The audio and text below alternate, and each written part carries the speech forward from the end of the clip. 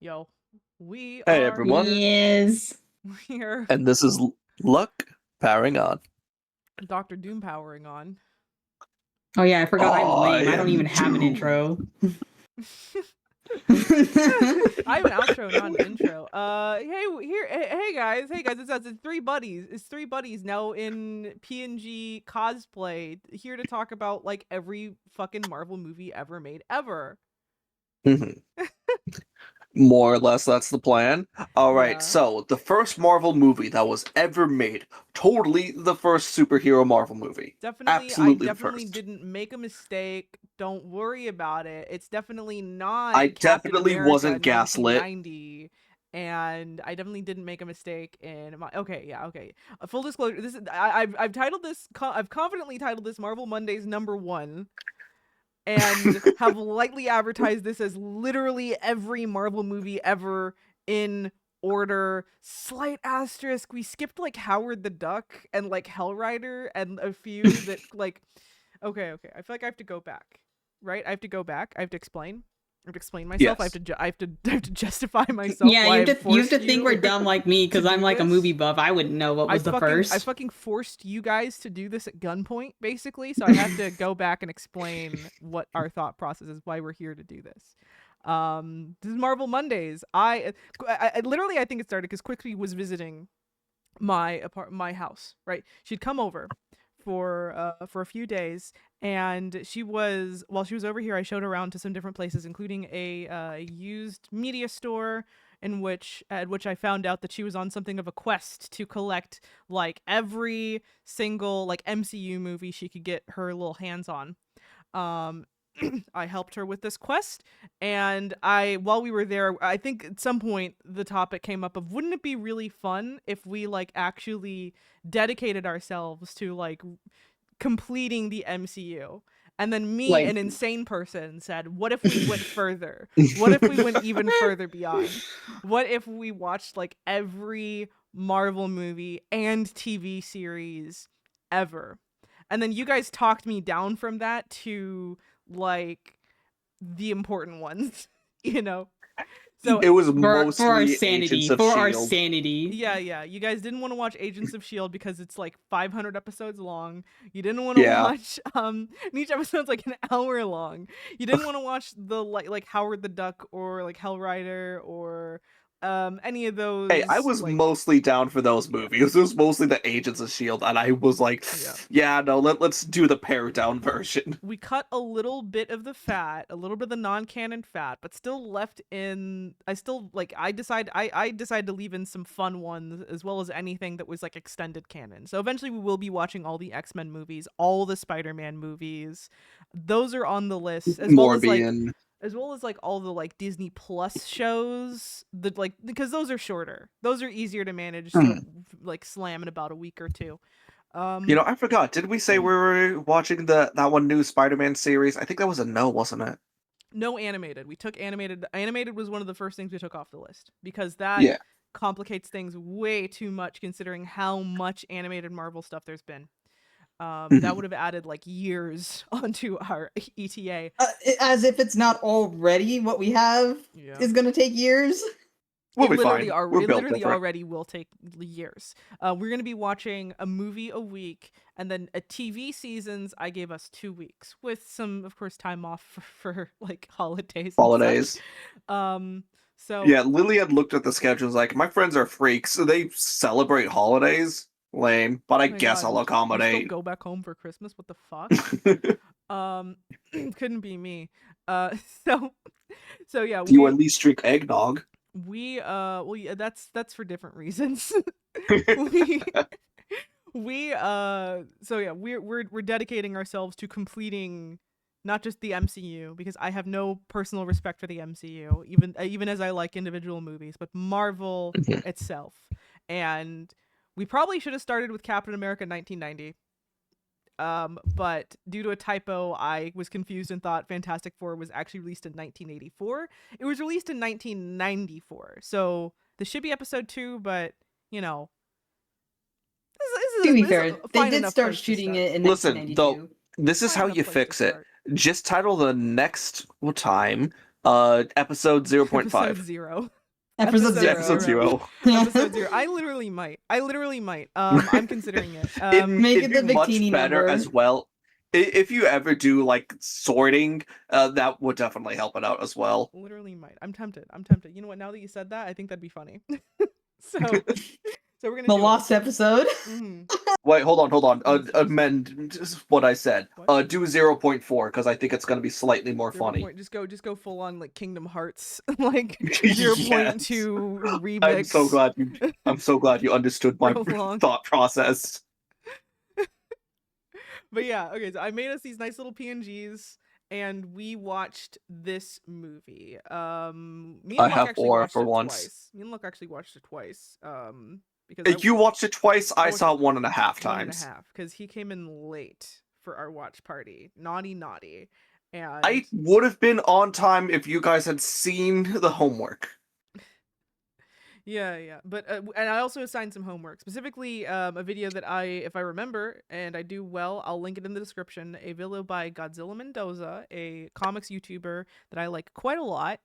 I watch a lot of their stuff. A video called "Bring Back the Real Fantastic Four," in which he discusses the history of this movie and does like pretty interesting, extensive interviews with the cast and crew of this film, all the ones he could personally get his hands on. And through that video, you can really get a good picture of the story of how this film happened and really appreciate it, honestly, because there's a lot to appreciate about this film, for sure.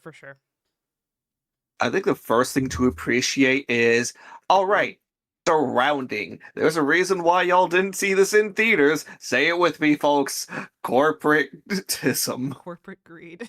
Corporate greed. No, corporate quite greed literally. is literally the reason why. Like, not even like you can't even sugarcoat it. It's No. literally so blatant.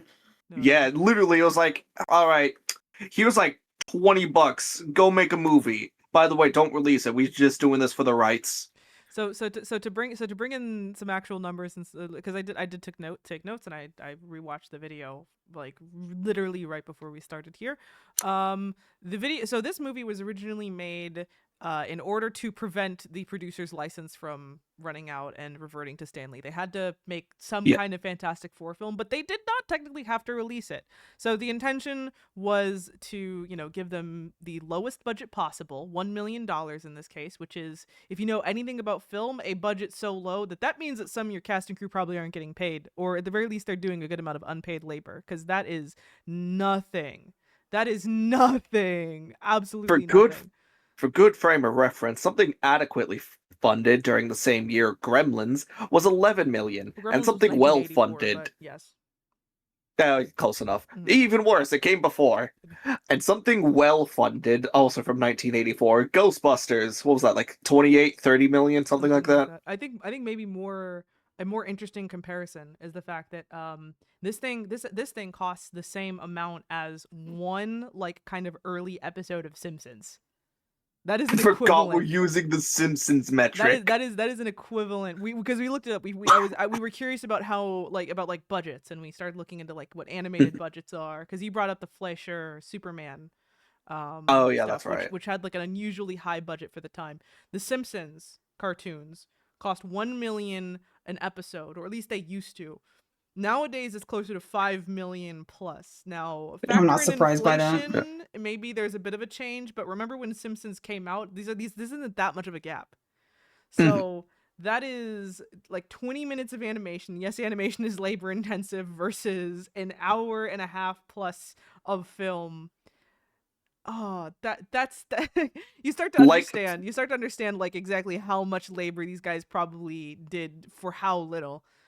Yeah, plus also the effects. Oh, sorry, go on quick, sweet. I was just gonna say, just to add insult to injury here, they were literally paid. Someone was literally paid $1 million not to release the film. After they went through all that effort. And and it was a passion so the same project. budget was just pocketed by one person. It was a passion to not release it. It was a passion project for all these guys. They cared so much, and if you watch this film, you can really, really tell that they cared a lot.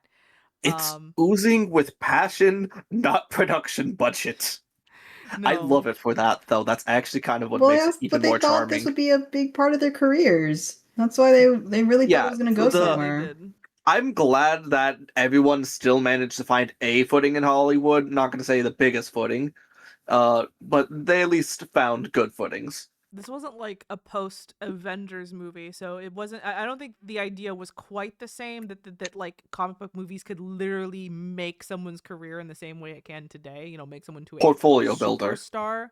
But yeah, but the Batman movie still existed, and that was and that so that was definitely something that, like, you know, people were at least aware that a comic book movie could really boost your name. Do well.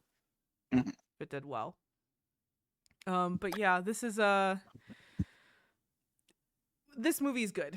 This movie's good. I think that's the first thing we have to get just out of the way. This movie's good. It is maybe not great, but if you are like me, someone who loves low budget movies and who loves indie films, this is kind of amazing and kind of perfect, and like how well a lot of it comes together.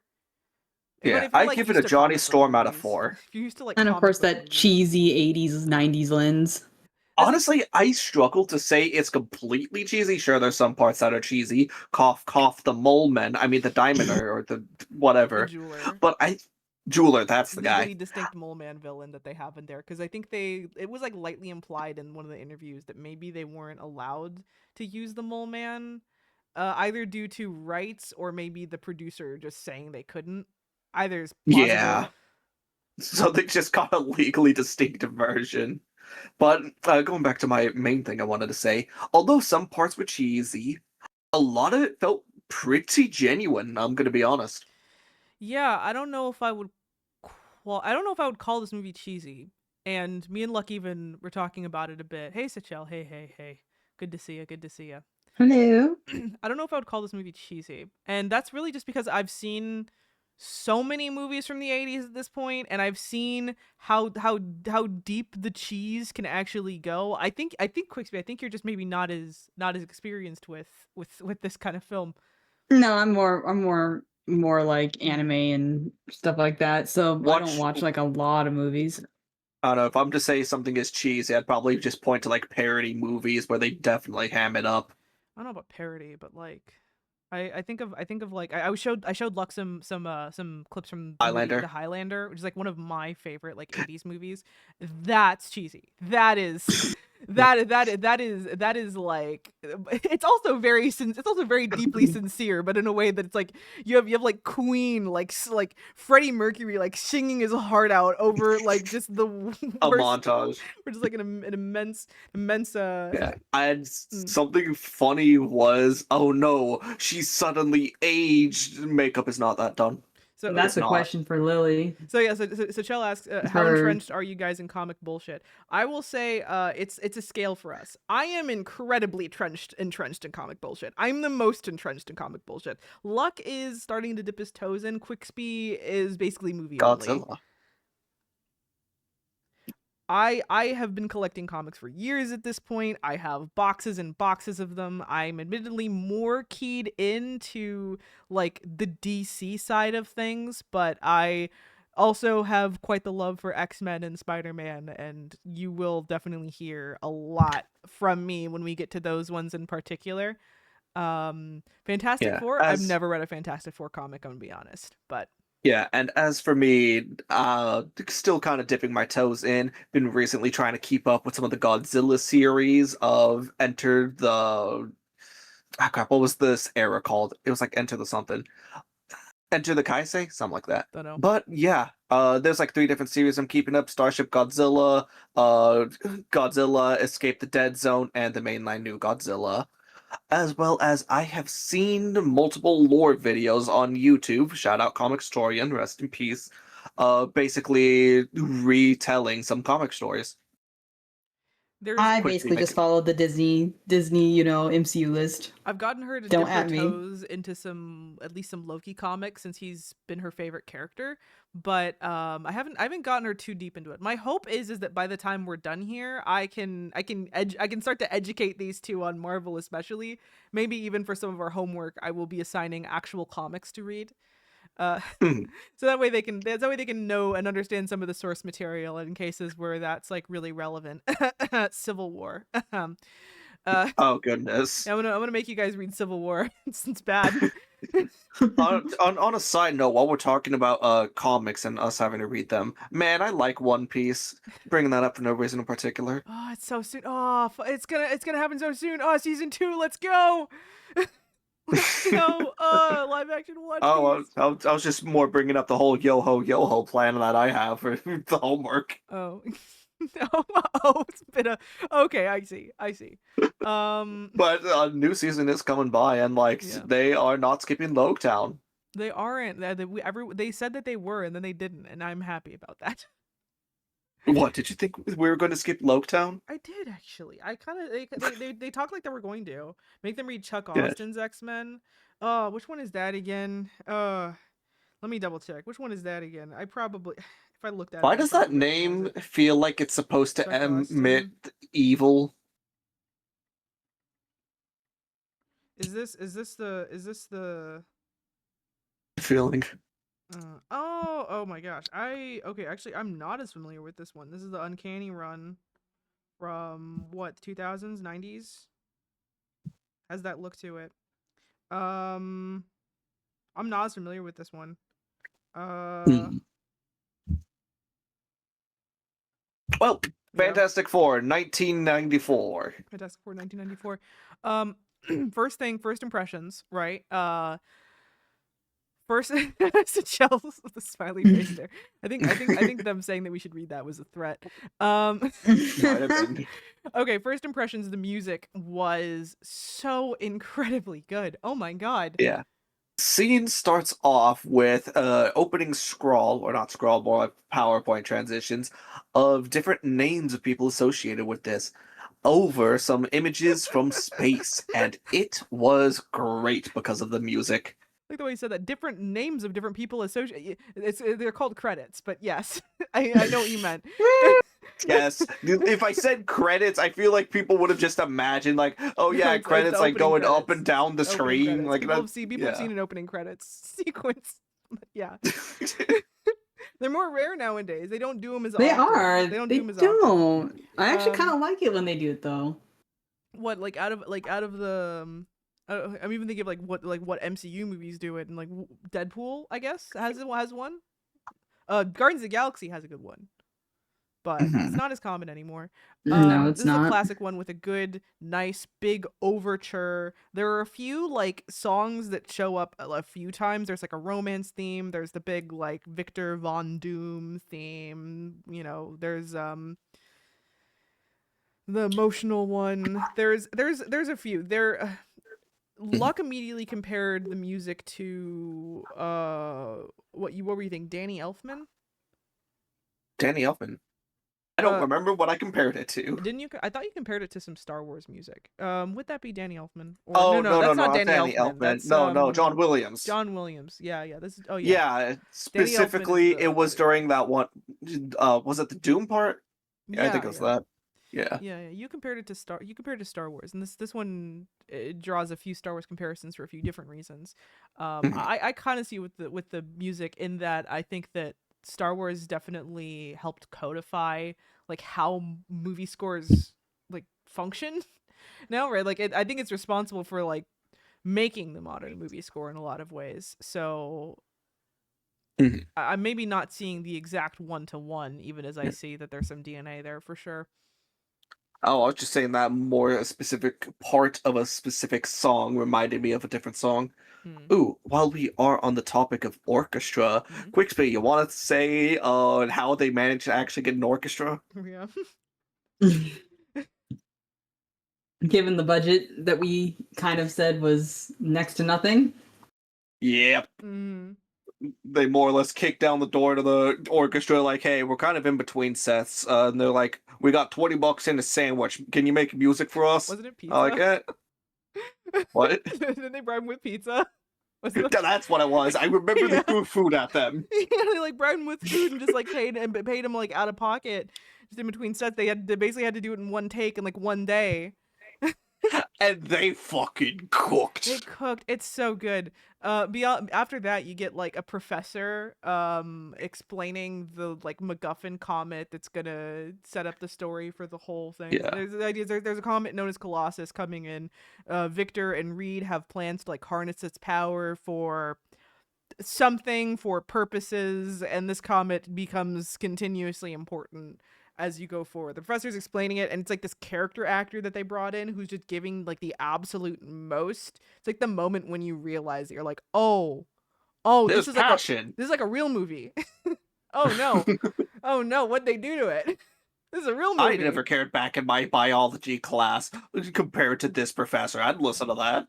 Oh yeah, it wins you over kind of immediately.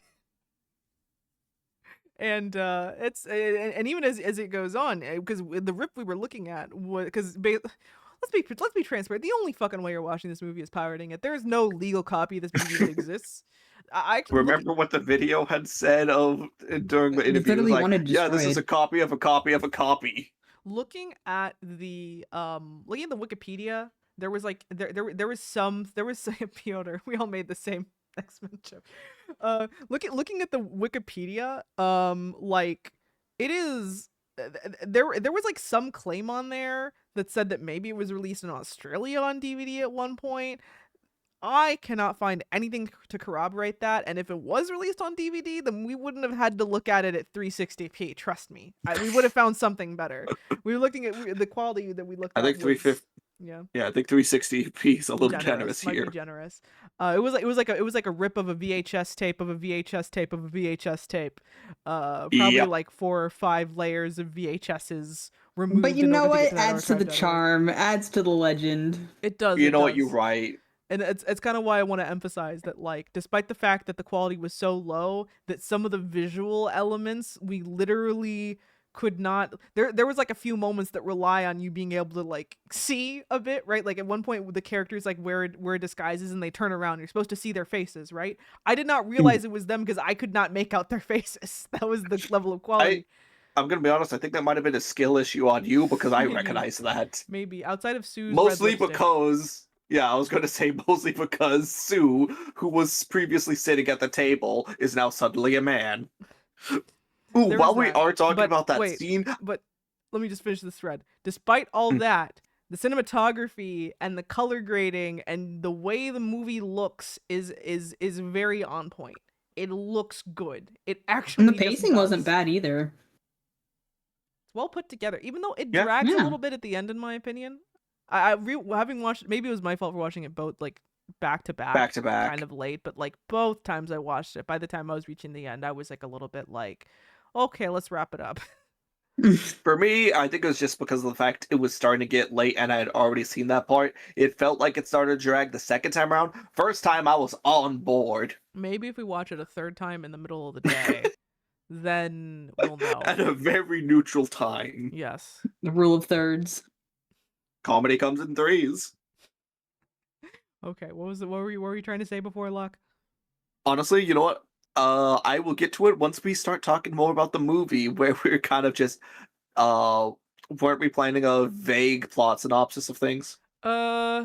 Yeah, I guess initial vague plot synopsis: the comet Colossus is coming, and Victor and Reed are having plans to harness its power. They make some Vaguely big college age. science device. They might be grad students, they might be college students. It's hard to know, and either way, that there's a moment later that gets very uncomfortable. Regardless, we'll get there. They got some science device they're gonna be making and to harness it, and as these things go, it goes horribly wrong. Actually I think now is actually the time to mention that uncomfortable moment. Do we Yeah, and it's now or never. It's now or never. So, who likes age gaps in a relationship? So, I hope you said no. The 90s were a different time, and that's me trying to cope. That's me trying to cope. That's me trying to fucking cope. This is uncomfortable. Okay.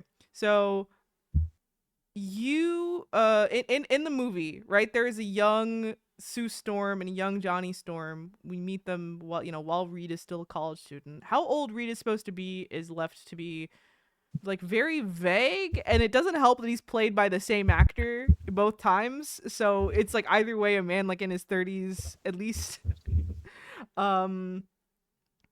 But like, yeah, so he comes over and like is staying in a boarding house that Sue and Johnny's mom is running, and he like and Sue at this point is like what, like we how what did we estimate, like probably like 12 to 15 at the absolute most.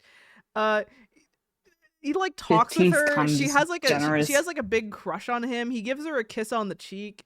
He It's literally called him dreamy. yeah, if it weren't for the, it's like already weird, and then the fact that you know that they're supposed to be, that they're love interests, makes it weirder. And it was that moment where I just had to be like, I felt my "Ugh." stomach drop when she was called Sue. It's a different time, huh? It's a different time, huh? Hmm. So is that I did not like that. I'll even say that in general, I think the way that this movie treats its female characters is probably the like one major criticism I really have of it. It's not good. It's not good. Yeah, and I decided to Google things, just like, oh, maybe it wasn't like this in the comics. I think it was. I think it was. Because basically, first result is the whole AI overview, like, annoying, but it says 10 to 15.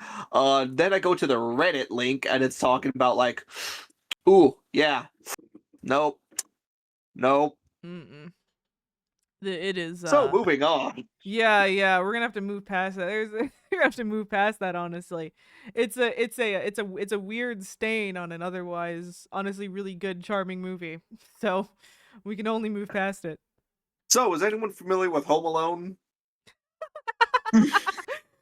Trust me, this ties in it quite does. well. It does. So Victor, it all goes wrong. Victor is giving the Science performance experiment. of his fucking lifetime as he's getting electrocuted by this thing, and Yeah, he. power goes awry. He saves Richard. There was a comment that I made when me and Luck were watching it, where it holds on him for so long while he's getting electrocuted. I told him, like, hey, doesn't this remind you of that one scene in Home Alone 2 where, like, he gets electrocuted so hard he turns into a skeleton for a second? And I was, like, expecting that to happen for some reason. And Oh, it would have been so fucking funny. it would have been really funny. Would have been a complete tone breaker, but, like... It would be a complete jump scare at the same time. been Like, oh, what? I mean, given the CGI or the freaking special effects they did, it wouldn't be out of the possibility of that happening. No, I think you're overestimating what we mean by turn into a skeleton. We mean literally just flash of light, camera cut trick. Now there's just this plastic skeleton standing there. Plastic skeleton. No, that's exactly what was in my head. Oh. Oh gosh.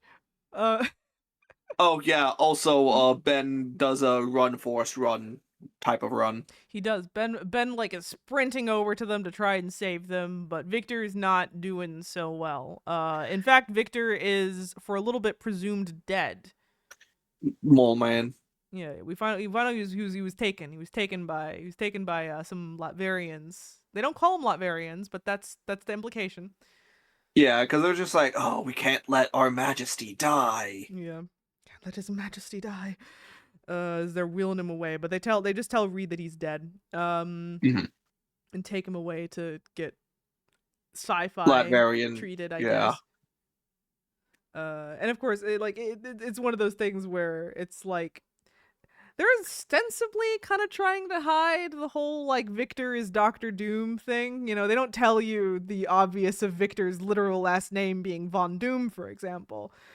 In fact, it's kind of treated as if that isn't his last name, because he announces himself as Doom to multiple people before they catch on of who he is. Yeah. So it's I was unfortunately that dumb because I didn't know. No. Yes, this is the level of comic noob we're yeah, like this is the level she didn't know. That's hilarious. I thought wait, no, I guess First Steps doesn't have him in there. But it doesn't? No, he only has a little cameo at the very end. But I'm kind of sad. But the Jessica Alba one does have him. 2005. Yeah, that one has him. Okay. Wait, does Van Forstic have him? Yeah, he's there. Okay, I'm gonna be honest, I don't remember it, I haven't even though I seen saw it. it in theaters. This is whenever we get around to it, it's gonna be the first time I've seen it. I just avoided it. I think my memory repressed it. Probably. Oh my gosh. Anyway, we get a flash Oh forward. yeah, the music Mhm. score. Wait, real quick, Oh. I have a very special note of Mhm. music score plays as if Reed lost a lover. Oh yeah. Me and Luck were joking a lot about how like Victor and Reed's relationship is like Totally normal. yeah, a bit like romance coded. It's the way they do the overture. It's the way they do the overture. It's almost played more like it's a tragic romance than it is like two best buds. And also Reed is so gutted after he hears that Victor is dead. He like cries into Ben's arms. It was like it was a very touching Masculine moment. cry. It was a very touching moment, and we Oh don't yeah, more MCU bashing. Yeah. Let's do a little bit of MCU bashing here. Me and him took the time to actually pause because we were discussing how rare it is in MCU movies or modern movies in general sometimes to get that kind of tender moment, and how Yeah. appreciated it was to see it. Just actually having a bit of a heart to the movie. Yeah, in fact, these types of moments are starting to feel rare too. If I remember right, during our Superman review, I had a note that literally said they did not undercut this emotional beat with a joke. I think it was when the Falafel Man died. What was his name again? Was it Malik? Bit of a spoiler, but sure. Oh yeah, oops. I'm sorry. That movie's been out for a while. But it's like as much as as solid as Avengers is, and I'm sure I'm gonna praise the hell out of it when we get to it again, it's kind of allergic to sincerity, isn't it? And I oftentimes find myself frustrated with how Josh. fucking Josh Whedon. Joss. His name's Joss Whedon. Yeah, I don't care enough. Kind of good, honestly. He's kind of allergic to sincerity, and there's not many like tender moments. It's sometimes hard to even believe that these guys are supposed to be friends. It's we're here. If there's one thing that is just well established from the beginning, it is that all these four people, before they ever even go off into space with each other, are a family. That they are like close with one another. Yeah. And that's what you need with the Fantastic Four movie. The worst possible thing to do. Yeah, specifically, they really made Ben a heartful character, if that makes sense. I'm probably using adjectives wrong, but he full of heart, I think. Yes. Because like he was the one who comforted Reed after Victor died. He was the one who was trying to be the protector type. It's just Oh god. It's solid all the way around as far as just believing that these are four people that genuinely love each other. The worst thing you can do with the Fantastic Four movie is not execute on that well, and I'm sure we'll come across one that doesn't manage it, and we'll have plenty to say. Yeah. But until then, hey, look, they love each other. They trust each other. And there's a 10-year time skip. Yeah. So they skip ahead 10 years, and we see that Reed and Ben are planning on going into space for a big project concerning that comet again. The exact details I didn't write down because it was mostly sci-fi bullshit. But essentially go something power. Yeah. Step 1, go into space and see the comet. Step 2, I steal the moon. It's gonna make the South Park joke. Just step 2. Step 3, profit. Exactly. Except I mean, I like to think Reed is also doing it for scientific exploration. More than I'm pretty sure it's just profit. Quixby, what? I'm pretty sure it's that. I need to send Quixby the South Park joke. I don't think she understood that. Oh. I haven't seen South Park really. I've seen like meme clips, but it's okay. I haven't I've really only sat down seen and clips. watched it. Seen the whole fucking thing. Anyway, before you we get have? yeah. How many episodes is that? Enough. Oh, enough. Anyway, I was gonna say like South Park isn't small. Anyway, they South Park's a small town. Listen. When you draw a lot, you spend a lot of time watching like kind of mid television in order to like pass the time and have something going on in the background. No, I completely understand. That's Yeah. valid. I've had a moment like that where I think I watched like a good chunk of American Dad or Family Guy. I've seen a lot of shit TV drawing. No, maybe not shit, but like mid kitchen nightmares. I was Something watching you that could put on recently. in the background. Yeah. Okay. They have the time skip, and they want Johnny and Sue to go and be astronauts with them, despite the fact that Johnny and Sue, I don't think are astronauts. Like, They fine. kind of glossed over Fine. that. Fine, don't worry Ben about it. introduced them. I forgot why. In fact, I think Johnny at first was told like, maybe don't come. Was like, nah, I trust. And then they're like, okay, fine. Also, this is where we have to acknowledge two things. One, that all four of these guys look so much like their comic counterparts, it's a little scary. It's like much like them. The casting was actually really good, along with whatever budget they had for makeup and stuff was pretty well done. The budget for I makeup can't wait was to talk about hell. probably not that much, but I mean, it probably yeah. was just whatever they could do. They had enough to buy a rubber suits. What they did with the thing suit was impressive, but we'll get there when we get there. Yeah, we're almost there. Yeah. For now, So they go into space. Oh, actually, I was gonna mention one other funny Okay. thing. One other funny thing. YouTube chat is slow. I'm noticing that Quixby, you're on the YouTube chat. Make sure you keep an eye. I am. I see Okay. it. Okay. Oh, YouTube. Okay, YouTube chat is slow. Yeah, they're saying it's a little slow. I mean, I am keeping a watch on it. I see it. There's an "you cowards," and then YouTube chat is slow, unless Okay. something got deleted. Okay. Mixo Liddy's talking about South Park. Mm-hmm. I didn't see this South I think Park. that's Twitch. It's Twitch. Yeah. I'm Twitch man. We're delegating. One other funny thing. You and I were laughing our asses off in the scene where Ben goes over to like talk to Sue and Johnny's mom. Oh. There's like something about the delivery in that scene that's really fucking funny. He was like too excited to ask for them. No, he's like grinning like ear to ear. He's like asking like, Mrs. Storm, can Sue and Johnny go to space with us? Like really exaggerated. It also It's doesn't like help. a Jim Carrey smile. It doesn't help that her response is, well, I don't know, Ben. Like From yourself.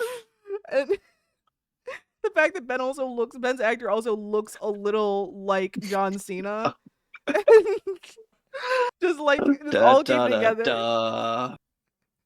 Thinking more Peacemaker, but yes. I just kind of put this image in my head where I was just like, oh gosh, this is a little funny. This feels like parody somehow. I don't know what's going on. I think it is crazy that it turns freaking 30 years old. I think that was just a matter of them maybe only having so many takes to work with.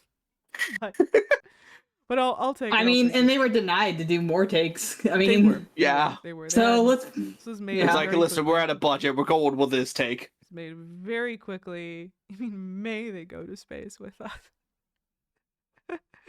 But yeah, so there's before they even get to space, right? There's meet cutes happening left and right. Ben meets his future Alicia. blind girlfriend Alicia, or his currently blind future girlfriend. Yes.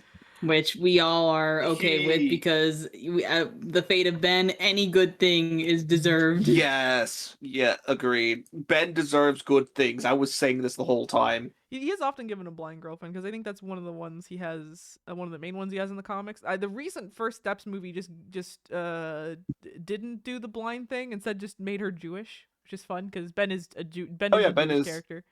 Yeah.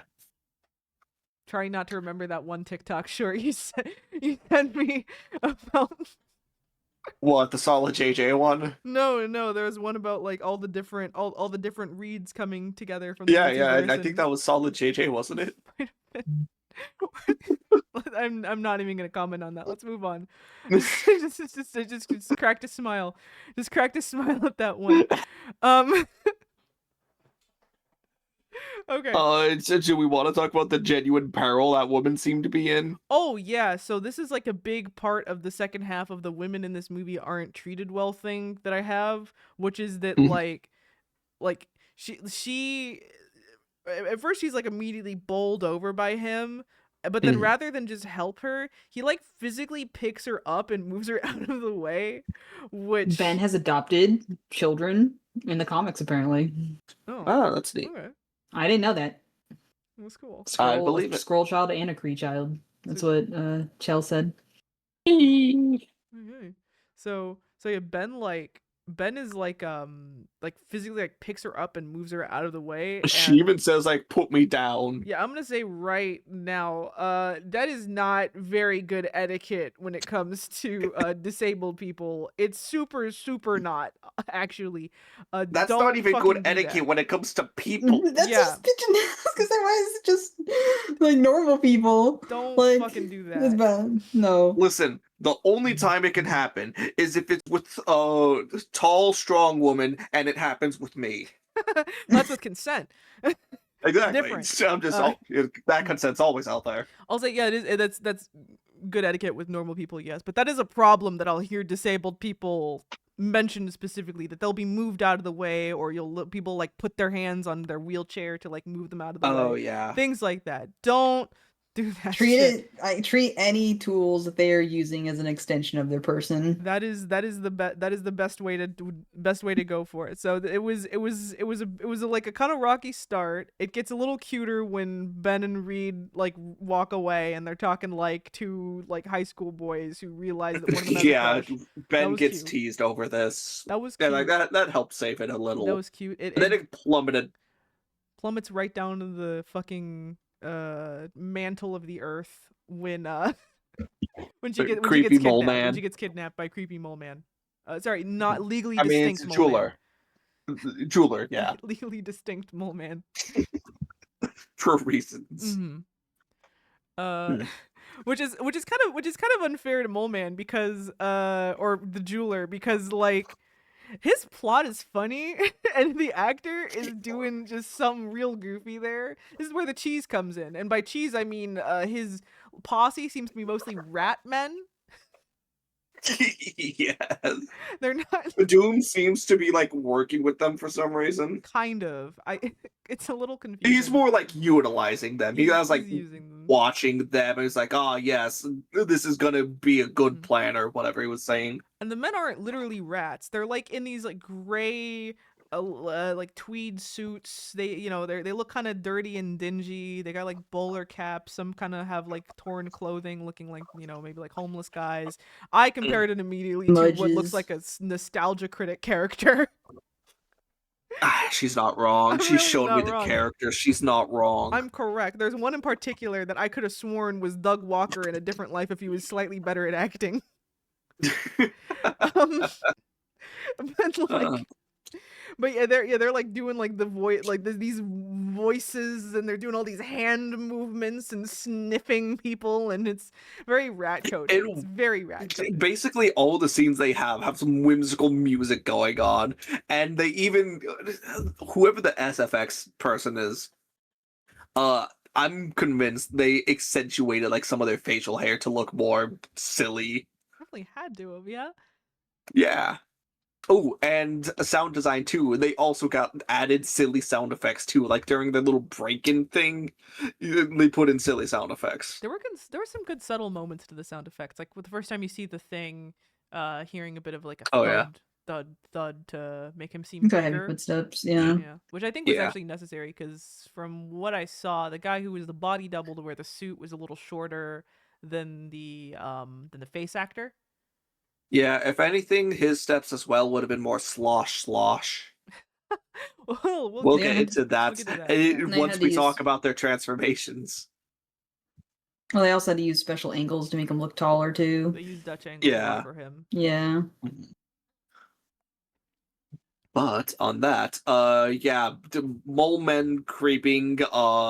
Then after that, that's when they start to go into space, right? Yeah, they go into space and they fucking die. Yeah, Doom starts laughing, saying, haha, they died. Fucking loser. Suck at Reed. And but before they can really even get out of Earth's orbit, the ship explodes into a million pieces, and Completely shattered. these four somehow end up just all right. And by this point, also Ben still looks like himself. Yeah, he's a man. They're completely all right, and as they're going through the wreckage, and Johnny is clearly having a bit of an adrenaline high and tweaking out a little bit, and the other two were just like If in he shock. did not have, if he did not have a family network, I'm convinced this man would have become an arsonist themed villain. Yeah. Oh, every time he stares at the fire that he makes, he's like, It's like, do it. He's like, way Come too to the into it. dark side. You hear the Lord of the Rings theme just in his head, just like do do do do do do do. My note literally says Johnny hears some laughter over the flames in his hand. He's fine, TM. I should do that edit. I should do that edit. Like just put in like Lord of the Rings music every time Johnny sees the fire. Okay. So they're slowly finding it. We're getting a bit of a special effects showcase here. They're slowly finding out about their powers. Most of the special effects are looking pretty good so far. Reed's, I think, was mostly achieved by literally just having like inflatables, prosthetics, just any. You can kind of see in some of the behind the scenes photos where it's like very clearly like just extra arm that he like held out from his other arm. Yeah. It's generally pretty convincing. Yeah, or like one of them as well. It was just a quick camera, his fist out, camera behind it. One looked like they did a little animatronic in his foot, where it looked like they made his foot extend to get out of like this force field. So I think there was some trickery to it. There were some layers to it. It generally looks like real good. Also, it looks probably better than some of the other Mr. Fantastics we've gotten. I see. Quick speed thoughts. I actually thought because we know this is for like, super modern effects, that they were really good. I was actually impressed with the effects for the time that they had and the budget they had. Like, they had to like probably go over it a lot, when editing it, and I don't know how many takes they had to do, because I'm sure they messed up a couple times. They just to get the right shot. That many takes to work with for sure. I know. So like that's the like, talk about making a movie on a hard mode, because I'm looking at these effects and I'm going, knowing with the video now that they did not have the budget and was even denied like retakes for certain things. I'm like, man, this movie should have turned out a lot worse than what it did on all accounts, especially like the special effects. Let's see, Invisible Woman's powers are mostly done using like camera compositing, which is relatively simple to do. You get a still shot of some background and then you just like superimpose the actor on top of that, fade her in and out. That's simple enough. Johnny's is where it suffers a bit. We good? It's low res fire. I wanted low res fire. And I was waiting for you to elaborate more on that. Yeah. I mean, just you guys are. It doesn't have the normal movement of like how fire should move, but you know what, they tried. It yeah. Some of it I think is like, they maybe there was a bit of real pyrotechnics, a little bit of like superimposed fire. A lot of it was very early CG that didn't look amazing.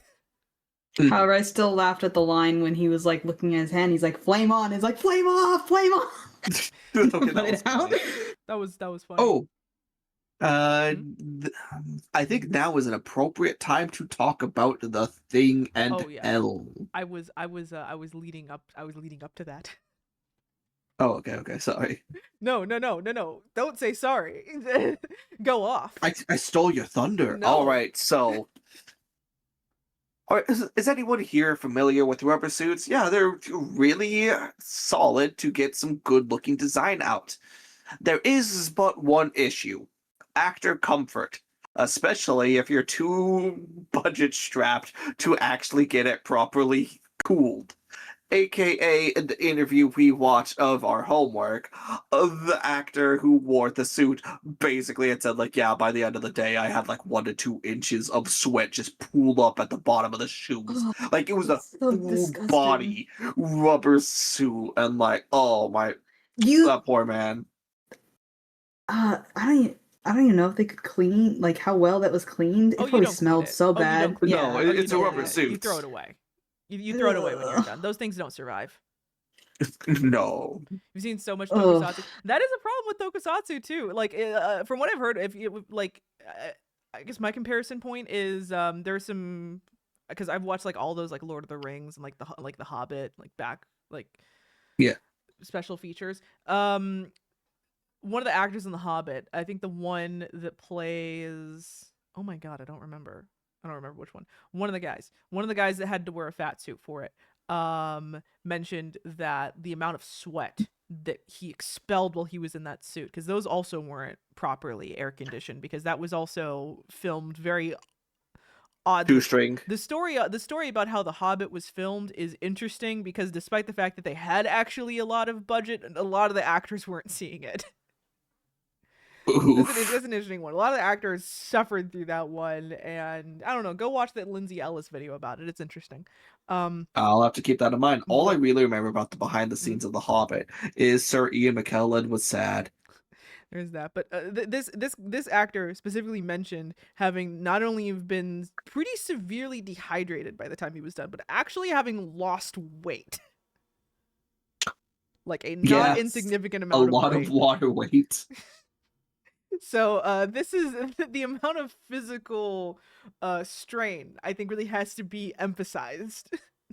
It is a lot. It's like, you know how nowadays Marvel actors are dehydrating themselves so they can be at like 0% body fat so they can get those bulging muscles. Mhm. This guy did it, but he was in a whole ass rubber suit. There was nothing to show off. It was just suffering for suffering's sake, essentially. Suffer for the craft. You Suffer just for the know thing. he had to.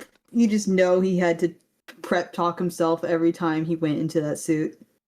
Oh my gosh, it was definitely painful, and that's also why I think the actor who played the face was, I think, very careful in wanting the suit actor to get a name in the credits, to like for sure be there, and he's always very careful in saying that I play Ben Grimm. I did not play the Thing. I was the voice for the Thing. He does not. He's careful to not take credit for that, which is great. I believe the It's like Darth Vader. yeah, the Thing actor, well, reverse Darth Vader. But Honestly, yeah, because he there's was the still a voice. body. There's still Yeah. a voice. yeah, the body of Darth Vader hardly ever gets any credit. Mhm. It's very very sadly, the guy who played this, who was the suit actor, passed away just last year. Aw. I believe. The rest of the cast are still around, but he is not. He's passed very recently due to illness, from what I understand. I didn't look into too deeply what, but yeah, he was a real one. He was a legend for sure. He went through it. I see. Like, Oh, yeah. that is kind of a shame. Yeah. But is what it is, I suppose. Mm-hmm. But how he plays the suit is completely amazing. How the suit looks is amazing. It's probably the closest to a truly comic accurate thing we've gotten to this day. Yeah. And The paint job yeah, on that suit was honestly incredible. it is. Like, I would really agree. fantastic. It looked Like Yeah, there's it so much looks- texture. There's so much, like the silhouette of the Thing is on point. Like, Mm. and it's like, I would almost say it could rival like modern day outfits to a degree. It's better. It's better in my opinion. It's better. Yeah, Yeah. I do want to say, although the suit was great and phenomenal, I could not get out of the back of my head of how that suit was also hell. Oh, it's pure suffering. Pure suffering. But it came looks out amazing. well. It looks amazing though, and It did. It was and worth. the Even with like proportions the of lip face. movement. The proportions of the face are so good. The lip movement looks like it was achieved using animatronics. Using some kind of mechanism in the head. Yeah. There was the general mouth flaps, but like there's like these subtle like movements. lip Yeah, movements that he has over there, and sometimes like it's he a kind little of curls overdone. up. Sometimes it's a little overdone, but for the most part, it's just like, yeah, nah. That the fact that they did that is kind of incredible. Yeah, but they also get locked up. By the way, They're captured by a group of the people presumed to the military. pretending to be the U.S. military, actually the Latverian military. Mhm. They don't say the word Latveria, but again, we know we know these Doom's things. military. We know these things.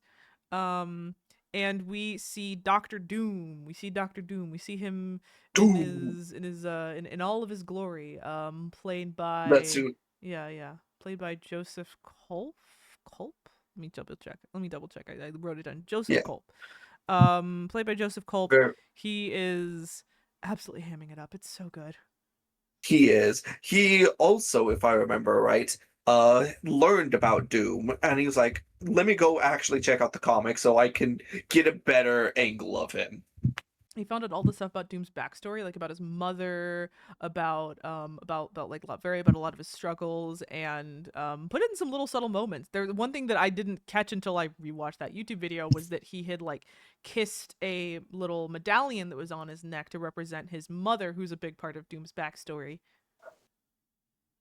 And that was good. Very good depth. Pretty much all the cast and crew either were already fans or became fans. Yeah, over the course of the research fell in love with it. Which I mean, valid. Yeah.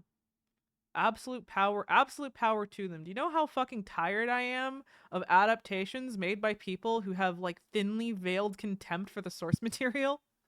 I am at least 3 tired. I am very tired. I unfortunately like Halo. I wouldn't say I'm a Halo fan, but I like Halo. I'm never watching the Halo show. Oh gosh. I couldn't say anything about that one, but I don't really know too much about it, but it was rather not within the spirit of it. I'll say I don't care about accuracy. I don't give a shit about accuracy. I never have. I just care that you actually liked the damn thing. I want to be able to tell you actually liked it. Yeah,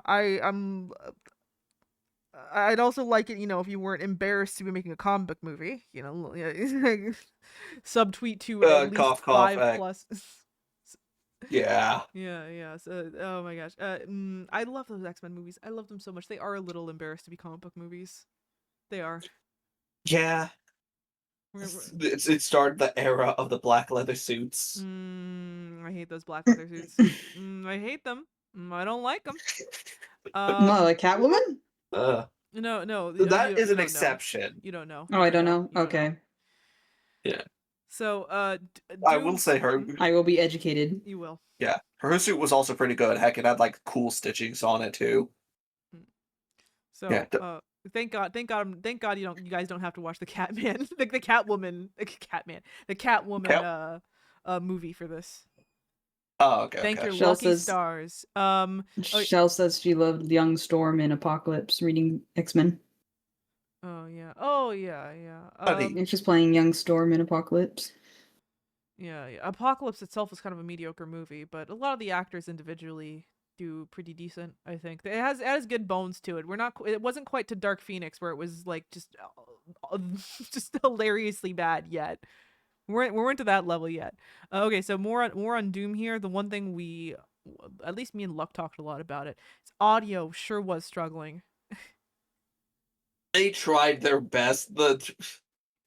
If we thought the 360p was bad, well, there's some parts where the audio is pretty muffled. So Doom's His audio has audio an was explanation. in the suit. Yeah. So he had to wear, of course, the big plastic mask, to play Doom, and had to speak through that. If another production that actually had like a post-production period and a budget would have been able to ADR it afterwards. That's pretty standard. They basically were like, yeah, we're too broke to even afford to post dubbing. Yeah, so they had to go with just the raw audio, and he was trying. He really does actually enunciate and project to the best of his ability, but it's just hard to understand him. Me and Luck had to rely a lot on I had to rely a lot on like context clues half the time. You just I'd like listen to a word and then I'd have to really concentrate to try and figure out what he said. I'm gonna be honest, I did miss like half of his plan. Some of it was more clear upon my second viewing. But yeah, a lot of it is it's kind of messy. It's like another genuine knock against the film, but it's workable. Maybe if someone is ever dedicated enough to give this film a proper closed Subbing. captions, Ah. yeah, then maybe that can be mitigated a That bit. would help it. Yeah. Yeah. Also, if these guys actually, if Disney ever actually gets around to fucking remastering this goddamn thing, the actor's still there. You can just have him dub his own lines. They're not. They're never. No, probably not. Out of the question. In my heart, I would love it. In my heart, I want it. But I respect that. I agree with that. Mm. I know it won't. Mm-hmm. They could. They don't want to though. They don't want to.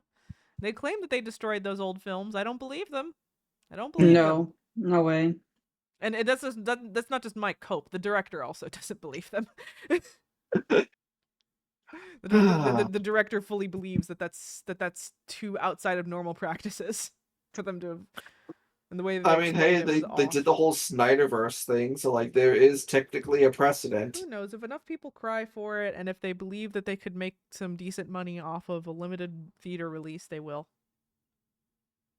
Yeah. Maybe if they start shopping around at cons again, some kind of remaster, then we'll see. Okay, so the Doom's The audio best is weird. action scene. Oh yeah, they have the camera I transition action didn't scene. forget. Yes, Oh my literally God. the camera was just like spinning around. Like, they just did like a cartoon. Doo-doo-doo.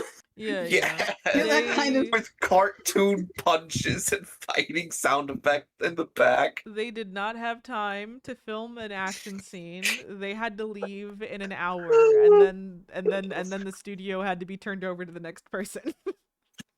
And leave in an hour. The fact they made such quality on so many constraints. Honestly, it's so. They did better than multiple MCU movies with a less budget, less support. I'm sure we're gonna rank this if we do like a grand ranking of films. Like, we should actually. yeah, we we should should. totally We rank should. these. If we do a grand ranking of films, then this one will definitely Just for be above like potential alone. every single Ant-Man movie for sure. Oh, I'm so glad you said that, because literally as I was saying better than multiple MCU movies, I was thinking Those of multiple. Quantumanium. Those multiple. Yes. Oh gosh, the first one isn't that bad, and that It at least some of Edgar Wright's work kind of came through a bit there, and you can appreciate that, even if he walked out for good reason. But this isn't the dunk of Ant-Man just yet. So to explain the shot, because it's really funny. I feel like they deserve to know how the shot goes. It was beautiful. So the Fantastic Four, right, sitting at this table.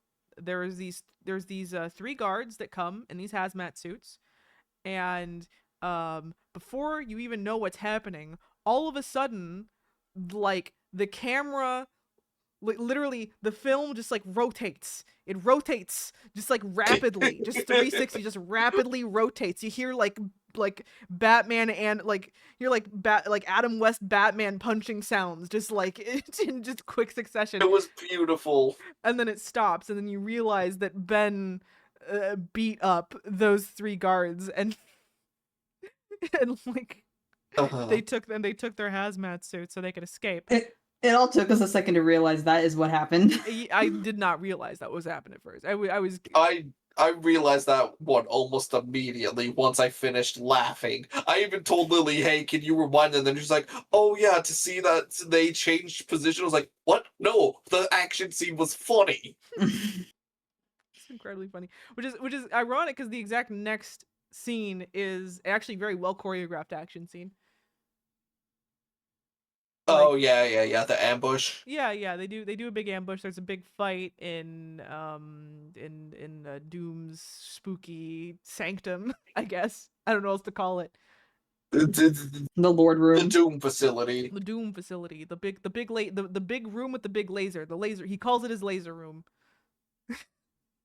I respect it. Doom exclusively watches Laserdisc. Yeah. Fucking Laserdisc. Bad joke. Boo. I will make more. So they escape. They escape. They have their grand escape with bullets flying everywhere. All the powers getting showcased. It's that big scene, that big action scene that shows up in all the trailers, and it's fun. It's fun. It's like quaint maybe compared to how action scenes are done nowadays, but it's fun. Ben is bulletproof. Yeah, Ben is in fact bulletproof.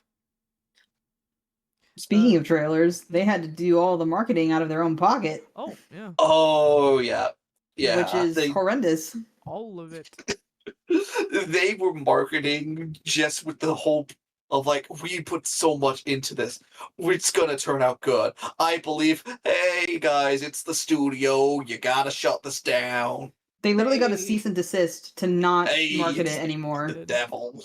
It's a shame that because the marketing they did themselves was I'll call it guerrilla marketing essentially, where they were like themselves going in to talk to like fan publications like Fangoria. One of the guys mentions like literally like having his VHS tape be showed at a flight he was on.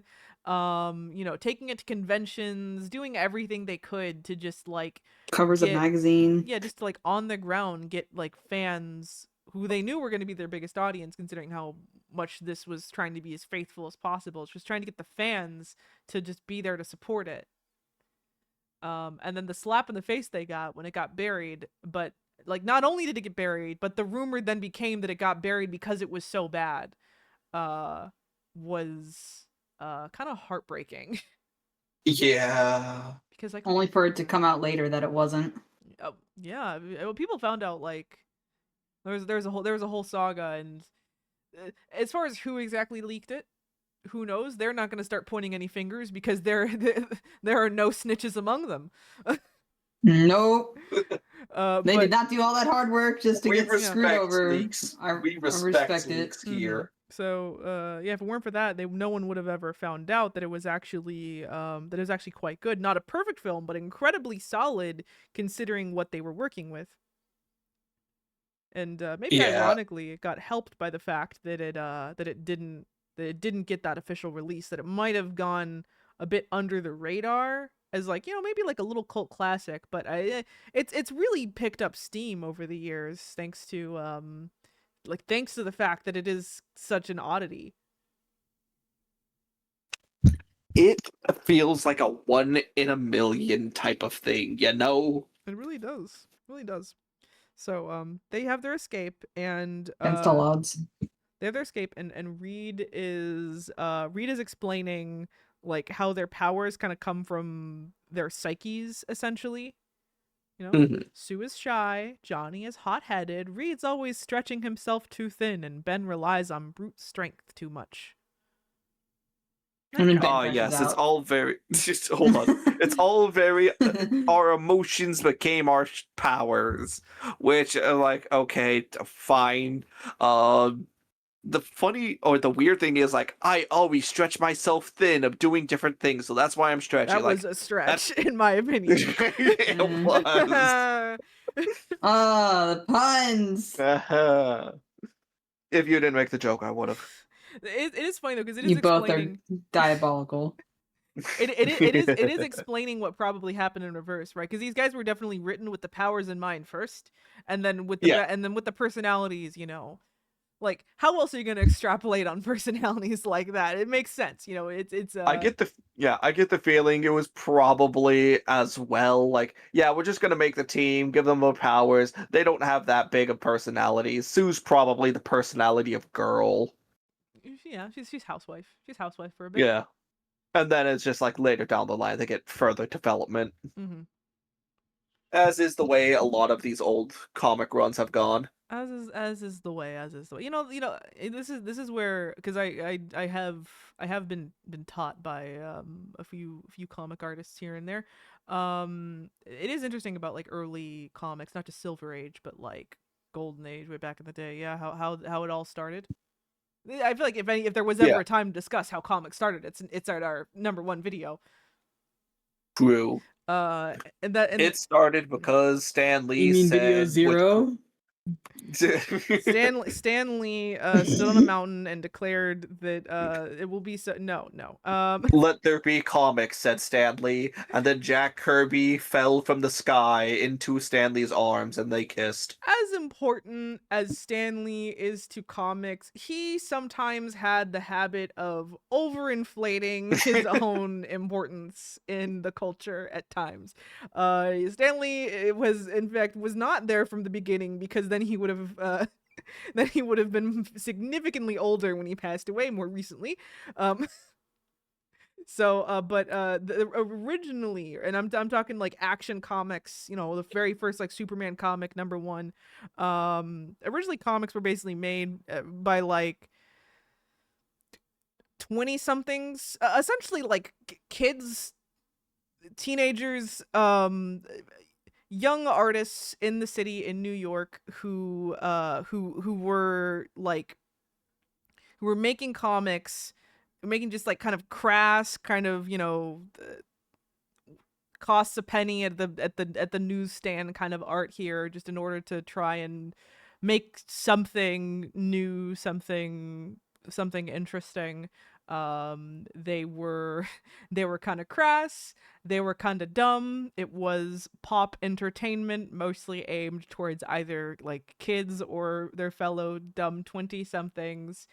And it kind of somehow spiraled out from there. And that can sometimes be why, especially, you know, as you go further back on in comics, of Fantastic Four has its start more in the Silver Age, yeah, when the codes start like pressing their thumb down a bit more. It's why sometimes the storytelling in them can feel a little shallow, maybe, because they really are very poppy. They really are kind of designed very simply in a lot of ways, in a way that's kind of beautiful as someone who's read a lot of them at this point. See, Quixby, are gonna get some history.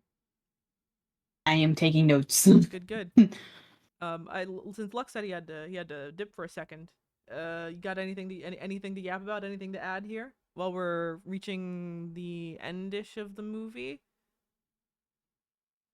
I thought the Approaching third act. scene of kidnapping, the blind woman was so goofy.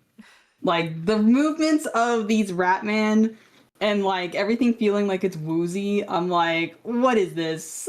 I felt a little uncomfortable in that scene, not gonna lie. It's a little uncomfy. It also a little bit feels like a Three Stooges sketch all of a sudden. Yes. It's like I know like the, and then of course the whole like, what's it called? It's like it reminded me of Thumbelina with the mole.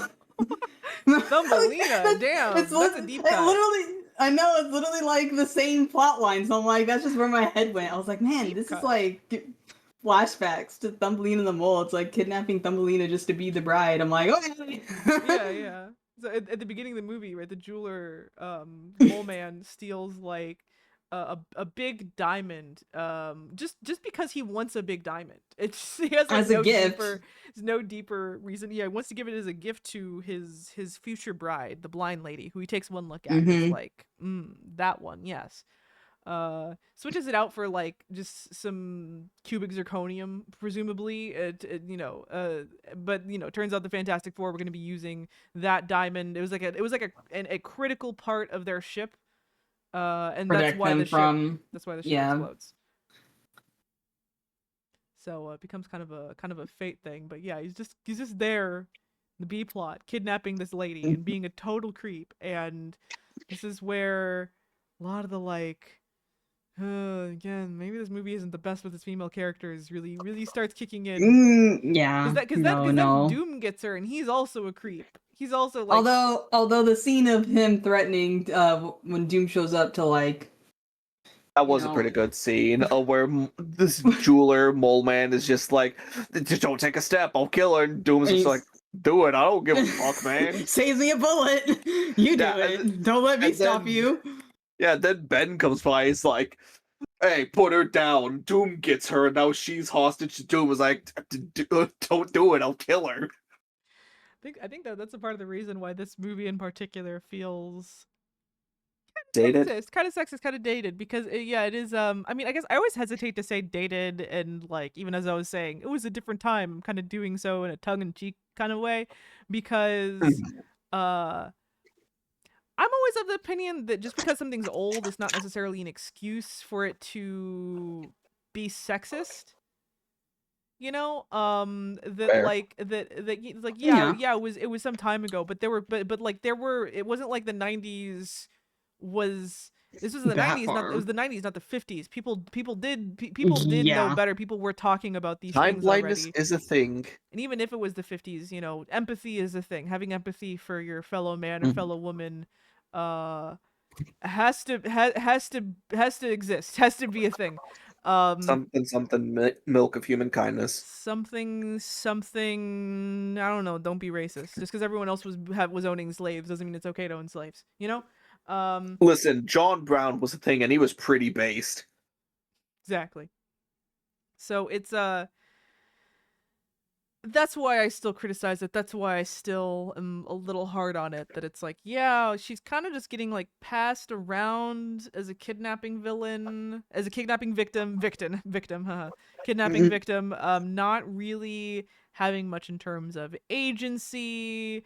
Kind of like just instantly falling in love with Ben, with like having only very really met him the one-dimensional. one time. Yeah.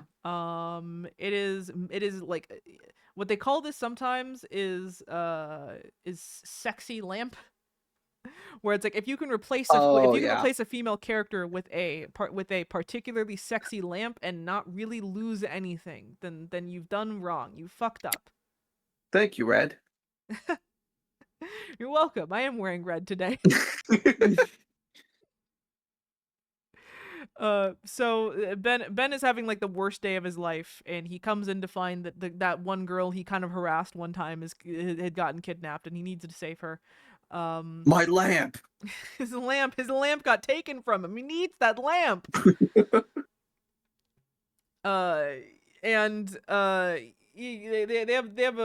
They have a bit of a failed confrontation because he's not able to do much the first time around.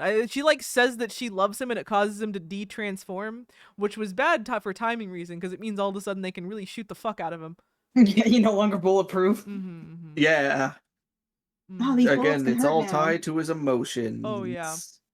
And then he has to pull an Incredible Hulk just to get back to Yeah, the like thing. 5 minutes later, he turns into the Hulk. Oh yeah. Let me take one. Keep one eye here. Oh yeah, haha. I'm looking through the chats here, and I think the YouTube chat superseded the Twitch chat. It's the way that Streamlabs has this setup. I just need to do the thing where you have two separate chat boxes, I think. I'll get on that sometime. I mean, to be fair, I can I'm see it looking on at the Twitch screen. right now, and it doesn't look like Twitch has been saying anything. Last message in Twitch was me saying BRB a sec. It's fine. So just trying to see because it like scrolls up and down sometimes. We're working out the kinks. Mhm. First stream. It's a whole process. So Doom has this whole like evil space laser plot, right? He's gonna destroy all of New York if you don't do a thing. Let him suck He's your so skull. powers Let him out, suck I your think. blood or something else maybe. Mhm. sci-fi like that. shenanigans. Mm-hmm. It just works.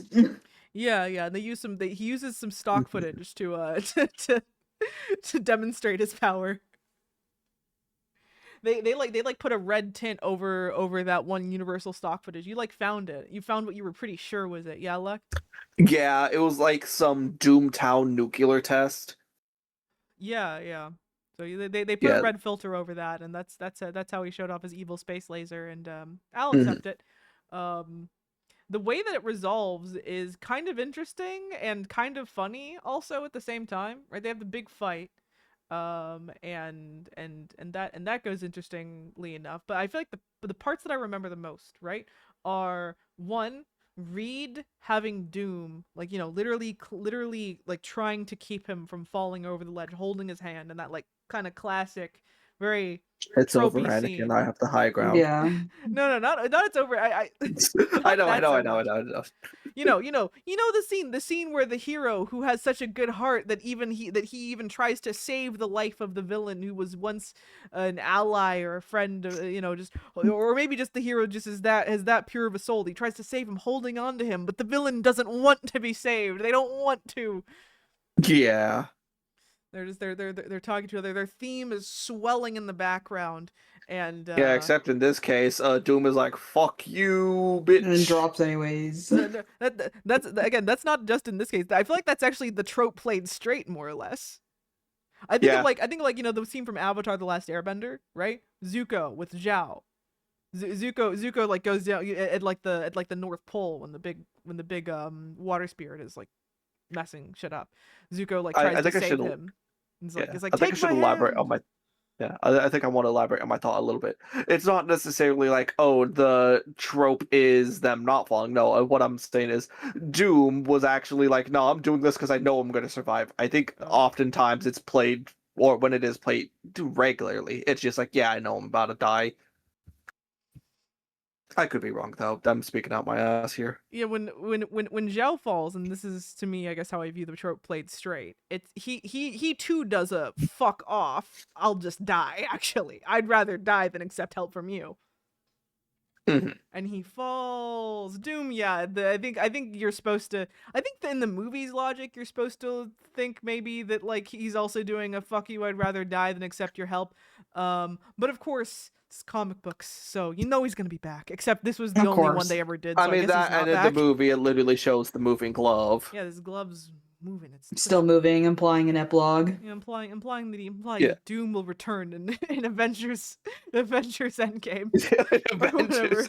In Avengers Doomsday. Doomsday. Yeah. Yeah. Oh yeah, I love that one part in Avengers Endgame where Doom comes by and starts snapping. No, I think Doom will return in Avengers Doomsday.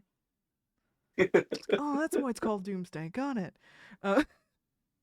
It'd be kind of crazy if they did a callback to this barely get movie, but that. I doubt hope it. so. They did a callback in First Steps. They did a few. Yeah. Yeah. Yeah, they rounded up all the actors during reshoots, the actors of this film during reshoots to have cameos in First Steps that you can catch if you recognize them, or Godzilla Mendoza shows them all front and center. It's pretty neat. I think there's also even like a making of clip somewhere on YouTube on like the official Disney channel that explains that explains how the cameos all went down while they're doing the reshoots in LA. We did not get a Stan Lee cameo in this movie because Stan Lee reportedly doesn't A coward. like this movie for some reason. A coward. Yeah. He was not involved at all, and this was. I don't think we get a Stan Lee cameo until we hit Spider-Man. I don't believe we do. I'd believe it because I do not remember if any of those early ones had it. Well, we'll see. That just became tradition. We'll see. We'll find out. Yeah, the Spider-Man's the only one that makes like a lot of sense, just because that was not his character alone, but he was important to the development of Spider-Man. But yeah, then it just became tradition. The other thing about this action scene that I think all of us, looked at, like mouths agape, jaws on the floor, the Johnny CGI. Knees The weak, Johnny arms are CGI. heavy, mom spaghetti. The Johnny CGI. Where he just becomes like Keep in mind, this is still, despite it being 1990, this is still pre-Toy Story. It is. It is. It is. Yeah, It's pre a lot Toy of Story things. was 95. It's pre a lot of things. This is Let me actually check something. Typing. Tippity tap tap. Tippity Yeah, no, tap, I tap, looked tap. it up, and it came out in 95. Toy Story Yeah. 1. It's also pre Beast Wars, and I'll say that it's about comparable as far as the the animation there goes. It does not. I mean, considering the look fact they great. still had an animation with their budget That's is still kind of impressive. I'm amazed they managed to get that. That just isn't that much. But yeah, Johnny goes full on Human Torch to stop the big space laser, and for one, yeah, the model looks a little it's rough. rubbery. It's before I think they really figured out rigging properly, so it looks a little rubbery, and it kind of just has the orange haze around him. And then he actually They did their best. and then he actually hits the space laser, and he just starts tumbling around. And I'm actually confident, if you have seen a clip from this movie, it actually might have been that one. I think that one makes the rounds every so often. Him spinning around. Oh, I can say this with confidence. I've never seen it. I realized as I saw it that I'd seen it before. Ah, I don't really get a lot of Marvel memes yet. Oh, it'll happen. Don't worry, I'll start. sending them to you. I'm sure you will. I can't wait for my TikTok feeds to get infected. Oh yeah. I'll be the one doing the I'm going infecting. to. I was going to say I'm going to specifically start looking up some just to get infected and prep for Marvel Mondays. Yeah, you gotta microdose. Gotta microdose yourself. Exactly. That's how you get into it. Yeah, I agree. They did their best. The fact that it looks that they even attempted that is impressive. on Oh, its own. definitely. So but yeah, it ends with a Reed and Sue marriage, and then Scene that was stolen by the new Fantastic Four. I believe so. I'll have to double check it. I tried to scrub through to see if I could find it. I could have sworn that scene of him with the rubber arm, like waving out of the roof, was somewhere in First Steps, and I couldn't find it though. But Listen, maybe my if I source rewatch is it. you. I look pretty uncredible if you're. No, don't do that. Don't make your source me. I couldn't even get the date to this movie right. My sources, I made it the fuck No. up. My source says maybe I got wires crossed from watching one too many Fantastic Four videos. I don't know. But if it now that I've seen this movie for sure, I will be able to confirm when we finally watch that one in 3 years. You know what? 4,444. That's when this movie came out. All You can fours. schedule it like it's an appointment of the future. Yeah. I have the Exactly. full schedule. The full schedule is available. With all the dates, you can find it. I linked it in it has like a Google Drive link that you can click on. It has a full on like Excel sheet. We will in fact watch. Let me see. We will watch Fantastic Four: First Steps on July 31st, 2028. Yeah. TVA record now. Yeah. I have the full The record here. sacred timeline. Yeah, The yeah. sacred timeline. I The funny call it thing the is- sacred movies. list. I call it the sacred list. One of those gonna be funny if that one specifically is delayed. Mm. It will be funny. Probably It will delays will be. happen. I absolutely. put the note subject change. Funny thing, one other error in this is that I listed this movie as being non-canon, but technically it's Canon. it's cameo. Technically it's cameo. Though I guess actor cameo versus character cameo. How to define that is murky. But yeah. That's this movie. I'm trying to see if I have any other notes. Any other notes here as far as especially surrounding the video. Do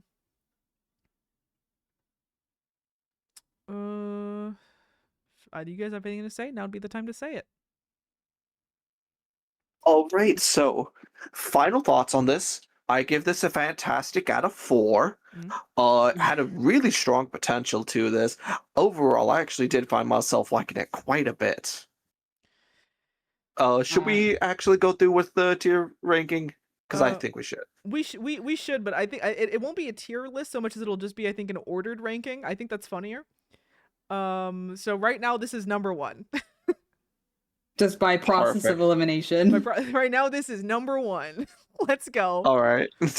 In fact, let me go out of my way right now and have our spreadsheet ready. Let me just make the spreadsheet. So I can do that. I don't think I have any other things to mention from like from a production standpoint. Yeah, I don't think so. So Quickspeed, give your thoughts while I'm making this. I genuinely thought not releasing this movie was a mistake. Agreed. Absolutely. Like they had the whole freaking thing done. Like I don't, unless the whole release of the movie was just to extend the rights, which whether it was released or not, wouldn't that have happened anyways? Mhm. Yeah, because I'm pretty sure the company's main thought process was like, if we do release this into theaters, it's probably going to cost more to like syndicate it or however you distribute it out to theaters than we would make back. That's probably their thought process. And again, it was like, we want to spend a very minimal amount just so we keep the rights. Mm. And I just feel bad for the people involved because they really thought it was an opportunity for them to probably go somewhere in their careers and at the time and just I mean, if you did watch the end of the film, or not the film, the homework, basically it said like, yeah, they still struck out in Hollywood, so not terrible. I know. I think the only one that isn't still an actor is the Johnny Storm actor who, for some reason, is a pastor. Good for him. Became a pastor. Good for him, I guess. Total career swap. Mm-hmm. But yeah, I'll say my final verdict really is that yeah, this movie deserves more of a shot than it got. And if you were at all on the fence as to whether you should watch it or not, it deserves a shot from you for sure. You personally who are watching this, it deserves a shot from you. And once you know the past history, the novelty just gets better with it. Oh yeah. Oh, absolutely. It's a novelty That's why watch the homework was important. This film it's a novelty watch for this sure. film is scrappy. It is not only good for comic fans, but it is good for anyone who has an interest in film or indie filmmaking or budget filmmaking, whatever may have you. It is scrappy. It is heartfelt. It is it's fantastic. It's fantastic out of fantastic. I give it a fantastic It's out of 4. fantastic. Fantastic Yeah. Four. Fantastic Four. If I don't like giving numbered ratings to things. I don't. It's why I don't use Letterboxd as much as I should. Mm-hmm. So I'll just say I think this movie was in many ways geared towards me specifically, as far as like me liking weird shit like this. So, Yeah. So yeah, it's all downhill from here.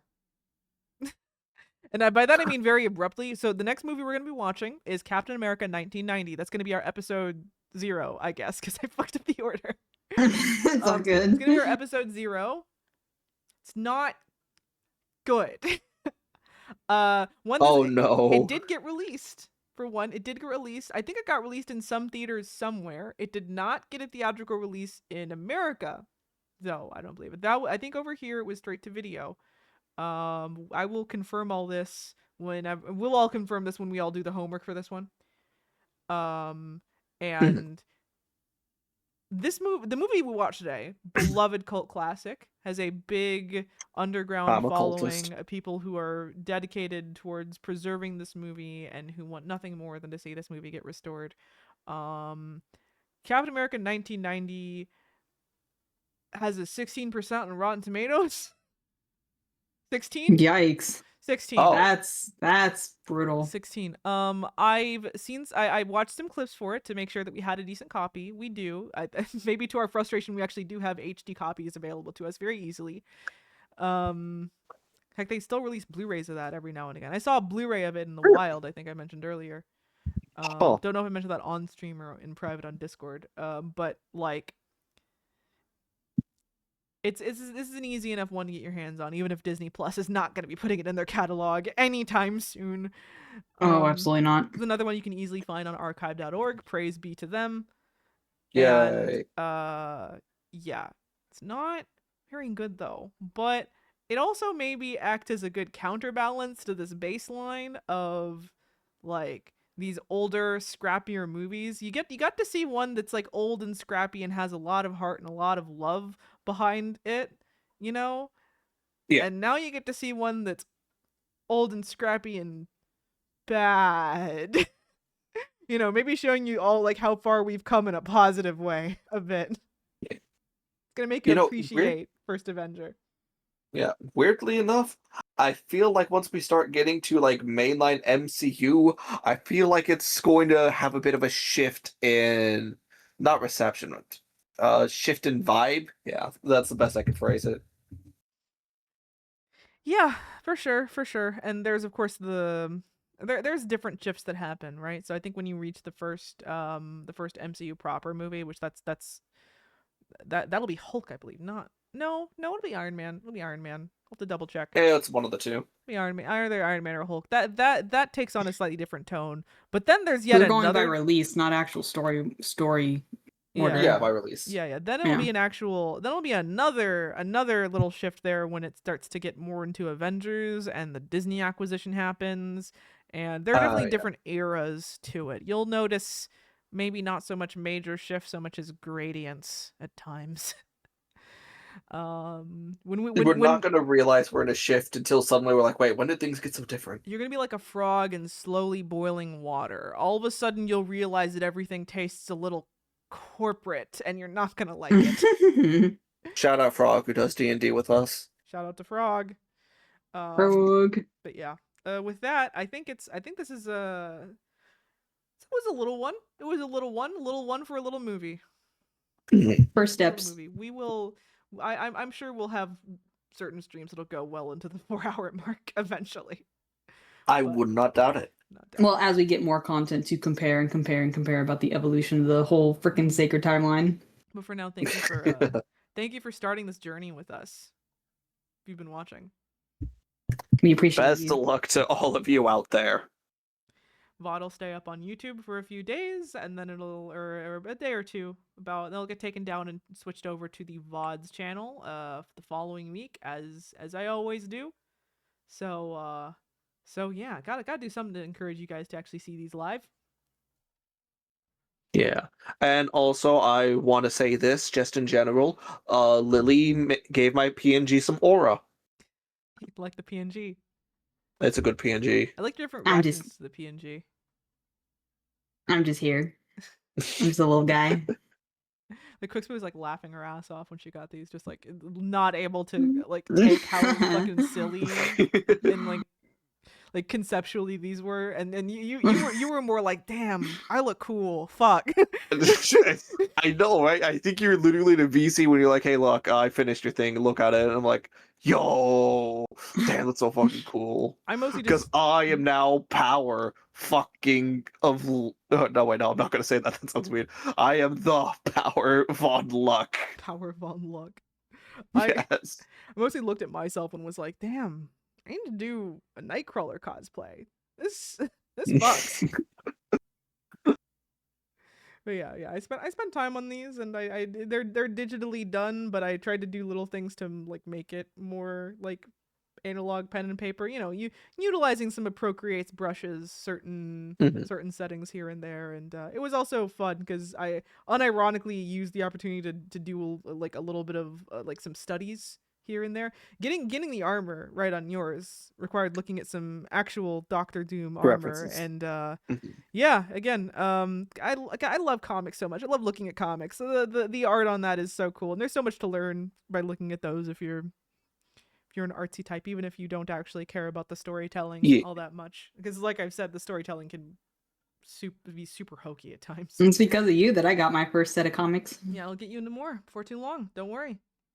Hell My yeah. wallet can't take that. Sorry.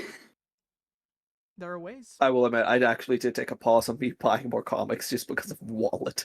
There are ways. Valid. If I was smart, I would. most smart I would. But no, every week I'm there. Every week I'm there. That's how it works. Valid. Okay, let's close out. Let's close us out. All right. Well, Lurkers Chatters here for a while. I thank you all the same. This is Luck powering off. And remember, everyone, lucky days. And 3, 2, 1. Good Good night. night. Quick